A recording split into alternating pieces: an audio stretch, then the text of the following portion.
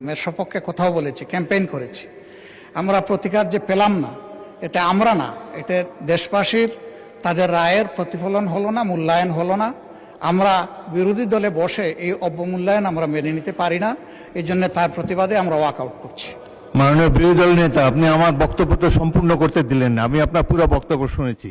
আপনার ওয়াকআউট করা আপনাদের অধিকার, কিন্তু আমি বলতে চাই যে আজকে একটু পরে আরেকটি মুলতবি প্রস্তাব বিবেচিত হবে। সেখানে আমার মনে হয় যে আপনি আপনাদের প্রশ্নের উত্তর পেয়ে যাবেন এবং সেখানে মন খুলে আপনারা আরও কথা বলতে পারবেন। সুতরাং আমার অনুরোধ হলো আপনারা ওটা শোনেন, তারপরে যদি ওয়াকআউট করতে পারেন প্লিজ ফিল ফ্রি। তবে প্রস্তাবটির ভাগ্য কি নির্ধারণ হয় সেটি আপনি দেখার জন্য একটু অপেক্ষা করে দেখতে পারেন। বিরোধী দল নেতাকে মাইক দেন। হ্যাঁ, ওই নোটিশটাও আমাদের নজরে আগে কিছুটা এসেছে এবং আমরা মনে করি যে মূল নোটিশকে চাপা দেওয়ার জন্য ওই নোটিশটা সামনে আনা হয়েছে। এই জন্য দুইটার প্রতিবাদেই আমরা এই সংসদ থেকে আপাতত মাননীয় বিরোধী দলের নেতা, ধন্যবাদ। মাননীয় নোটিশই তো উত্থাপন হয়নি, আপনি কি করে বুঝলেন কোনটা চাপা দেওয়ার জন্য এটা করা হচ্ছে?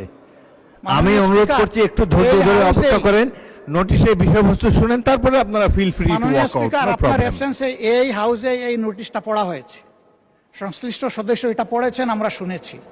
এই জন্য আমরা বুঝে শুনেই বলছি যে এই দুই কারণেই আমরা এখন ওয়াকআউট করছি। আপনাকে ধন্যবাদ। নিশ্চয়ই সংসদীয় রীতি অনুযায়ী আপনারা ওয়াকআউট করতে পারেন, ফিল ফ্রি। ধন্যবাদ।